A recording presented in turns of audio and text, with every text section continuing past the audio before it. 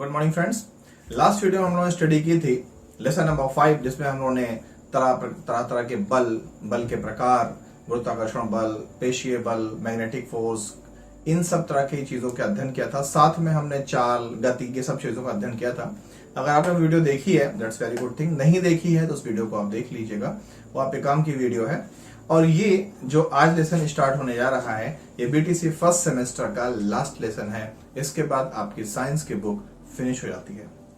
तो आप लोगों ने देखा होगा कि हमारे आसपास बहुत ढेर सारी चीजें होती हैं, उनकी फिजिकल स्टेट यानी भौतिक अवस्थाएं अलग अलग होती हैं। तो उनके बेस पर हम उनको एक नाम दे देते हैं जिसको हम बोलते हैं पदार्थ, यानी इंग्लिश में मैटर। तो एक क्वेश्चन यहाँ पुटअप होता है कि what do mean by matter, पदार्थ है क्या?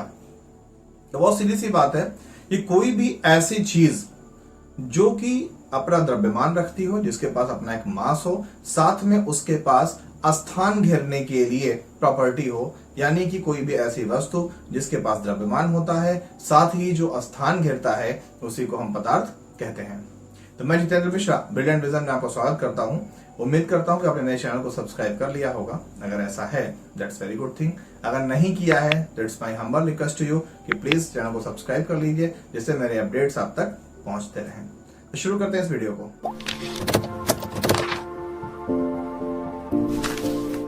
तो अगर हम पदार्थ की बात करें तो पदार्थ यानी matter is those substance which occupy space and have मास।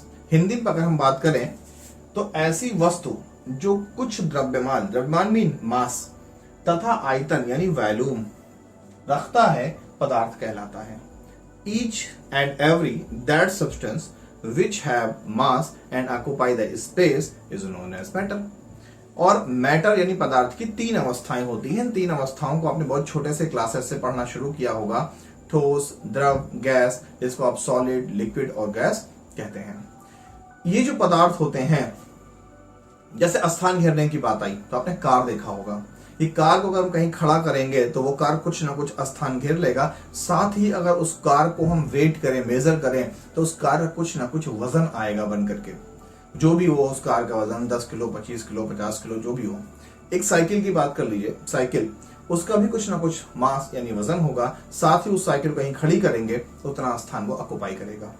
कुर्सी है, कहीं भी आप रखेंगे तो कुर्सी अपने बराबर का स्पेस ग्रहण कर लेगी। साथ ही उस कुर्सी का भी कुछ ना कुछ वजन होगा।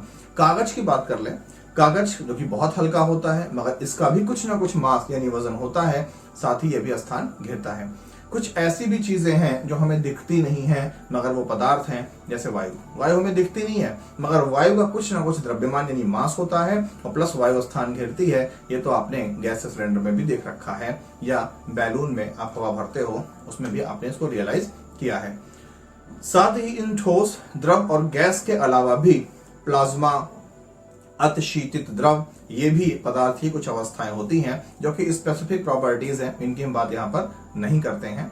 यहाँ पर हम ठोस, द्रव, गैस की ही बात करेंगे इस लेसन में। तो अगर हम पदार्थ की विशेषताएं या उसकी प्रॉपर्टीज की बात करें तो पदार्थ के कण सूक्ष्म होते हैं। हमें आपको मालूम है कि each and every substance is made up of atoms. इस दुनिया की समस्त चीजें परमाणु से मिलकर बनी हुई हैं। और परमाणु क्या है? पदार्थ का अति सूक्ष्मतम कण है जो स्वतंत्र अवस्था में नहीं रह सकता और रासायनिक अभिक्रिया में भाग लेता है। तो उस परमाणु, यहाँ पर हम परमाणु को डिफाइन नहीं करना चाह रहे हैं, हमने परिभाषा को बता दी केवल। तो परमाणु से चूंकि दुनिया की हर चीज बनी हुई है और परमाणु कैसा होता है? बहुत ही माइन्यूट होता है। इसको हम नेकेड आई से नहीं देख सकते, तो पदार्थ के कण सूक्ष्म होते हैं। क्लियर? नेक्स्ट है, कणों के बीच रिक्त स्थान होता है। आपने क्लास 6 में या 5th में भी पढ़ा होगा कि जो परमाणु होते हैं, या आप कण बोल लो, जो कण होते हैं जब ये आपस में बहुत पास होते हैं तो पदार्थ का आयतन और आकार निश्चित हो जाता है और वो ठोस कहलाता है। जब यही कणों के बीच में थोड़ी सी गैपिंग होती है तो पदार्थ द्रव रूप में आ जाता है और उसका आयतन निश्चित होता है मगर आकार अनिश्चित होता है। जब इन्हीं कणों के बीच बहुत ज्यादा स्थान होता है, यानी इनके बीच में कोई भी आकर्षण बल यानी फोर्स ऑफ अट्रैक्शन नहीं होता, तो ऐसे पदार्थ गैस कहलाते हैं। और गैस के अणुओं का ना तो आयतन निश्चित होता है ना तो आकार ही निश्चित होता है। नेक्स्ट पॉइंट है कि पदार्थ के कण निरंतर घूमते रहते हैं। तो हमें अभी बताया था आपको कि पदार्थ बने किससे होते हैं, परमाणु से, और परमाणु में इलेक्ट्रॉन नाभिक के चारों ओर चक्कर लगाते रहते हैं। तो जब कोई भी चीज रोटेशन करेगा, चक्कर लगाएगा, तो उसके पास अपनी कुछ ना कुछ फ्रीक्वेंसी होगी जिसको हम आवृत्ति बोलते हैं, और उसी आवृत्ति के कारण वो पदार्थ निरंतर घूमते रहते हैं, जो पदार्थ के सूक्ष्म कण जिसको आप परमाणु कह सकते हो, और परमाणु में इलेक्ट्रॉन ये काम करता है। नेक्स्ट, कण एक दूसरे को आकर्षित करते हैं। आपने पीछे के वीडियोस में देखा था कि न्यूटन ने एक रूल दिया था, लॉ ऑफ ग्रेविटेशन। उन्होंने कहा था कि पृथ्वी के सतह पर रखी हुई कोई भी दो वस्तुओं अगर उनके पास द्रव्यमान है तो उनके बीच में आकर्षण या प्रतिकर्षण बल कार्य करेगा। तो वही बात ये बता रहे हैं कि पदार्थ कण एक दूसरे को आकर्षित करते हैं और प्रतिकर्षित भी करते हैं। अगर दोनों सेम प्रॉपर्टी के हैं तो एक दूसरे को प्रतिकर्षित करेंगे, विपरीत गुणों के हैं, विपरीत आवेश के हैं तो एक दूसरे को आकर्षित करेंगे। अब हम स्टडी करते हैं कि पदार्थ की अन्य प्रॉपर्टीज क्या हैं। कुछ ऐसे भी प्रॉपर्टीज हैं जो किसी भी पदार्थ को स्पेसिफिक यानी विशेषता प्रदान करती हैं। तो पदार्थों के जो सबसे विशेष गुण हैं, वो पहला गुण है कि पदार्थ का एक आकार होता है। आपने देखा है कि ठोस, चाहे वो मेज हो, कुर्सी हो, कार हो, बस हो, ट्रेन हो, इन सब का एक निश्चित आयतन और निश्चित आकार होता है। इवन अगर आपने छोटा सा पेन भी इस्तेमाल किया होगा तो उस पेन का भी एक निश्चित आयतन और एक निश्चित आकार होता है। साथ ही ये किसी भी तरह से, अगर हम हवा की बात कर लें, हवा को हम किसी भी पात्र में भर दें तो हवा उस पात्र का आकार ग्रहण कर लेगा, जबकि आयतन उसका निश्चित नहीं रहेगा। क्यों? क्योंकि गैस जो होते हैं, गैस का आयतन और आकार दोनों अनिश्चित होता है।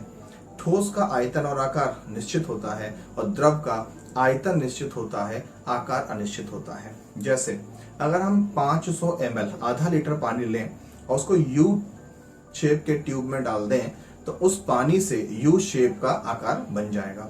अगर उसको हम स्पाइरल ट्यूब में डाल दें तो स्पाइरल आकार पानी ग्रहण कर लेगा।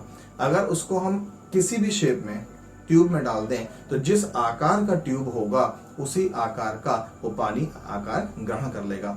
मगर पानी रहे कितना? आधा लीटर था, आधा लीटर ही रहेगा।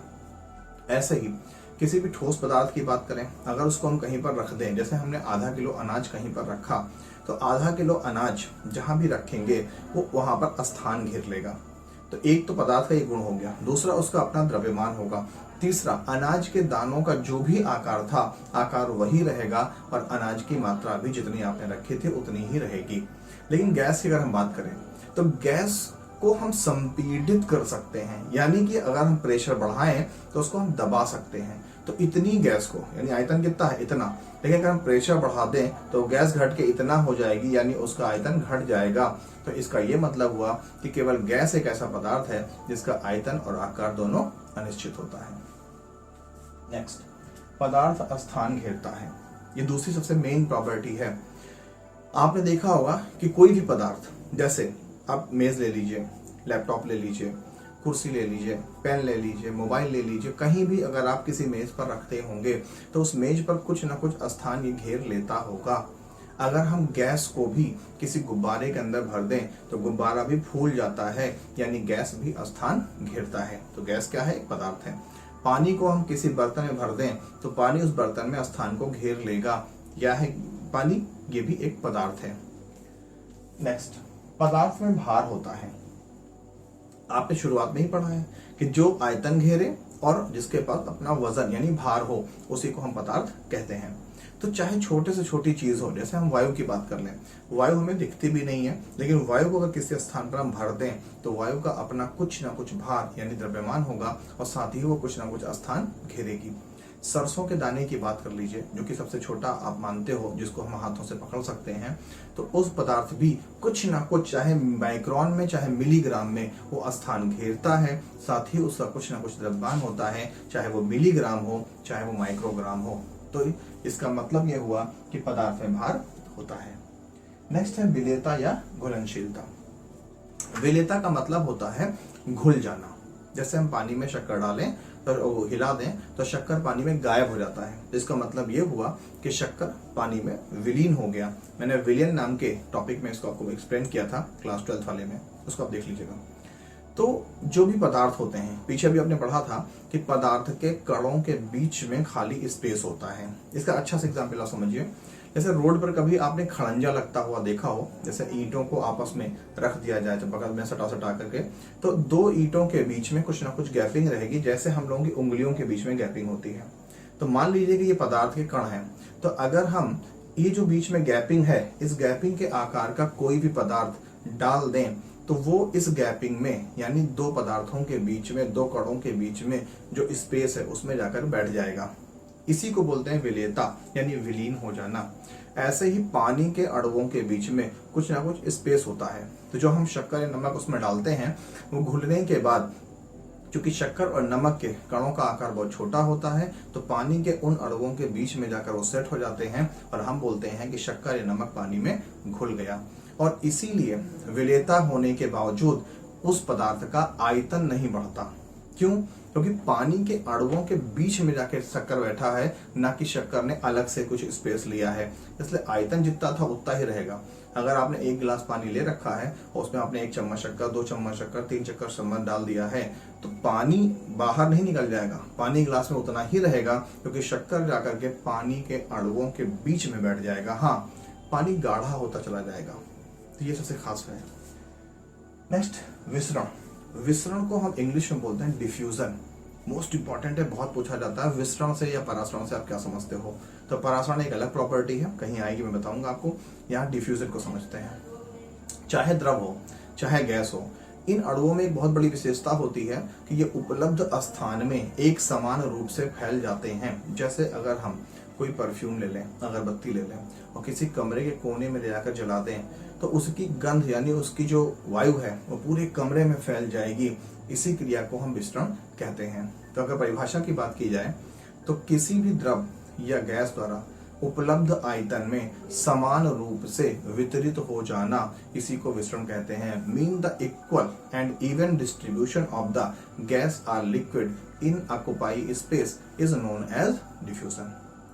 तो उम्मीद करता हूं कि ये वीडियो आपको कंप्लीटली समझ में आया है कि पदार्थ की बेसिक डेफिनेशन क्या है, पदार्थ के गुण कौन कौन से हैं और पदार्थ की विशेषताएं क्या क्या हैं। नेक्स्ट वीडियो हम लोग स्टडी करेंगे पदार्थ की जो अवस्थाएं हैं, ठोस, द्रव और गैस, प्लस उन कणों की प्रॉपर्टीज क्या हैं। तो अगर आपको वीडियो पसंद आया है तो प्लीज वीडियो को लाइक कीजिए, चैनल को सब्सक्राइब कीजिए, अपने मिलने वालों तक, दोस्तों तक इसको फॉरवर्ड कीजिए, जिससे मेरे अपडेट्स आप तक और आपके मिलने वालों तक पहुंचते रहें, मेरा मनोबल बढ़े और आपको भी अपडेट्स मिलते रहें। मिलते हैं नेक्स्ट वीडियो में। Thank you.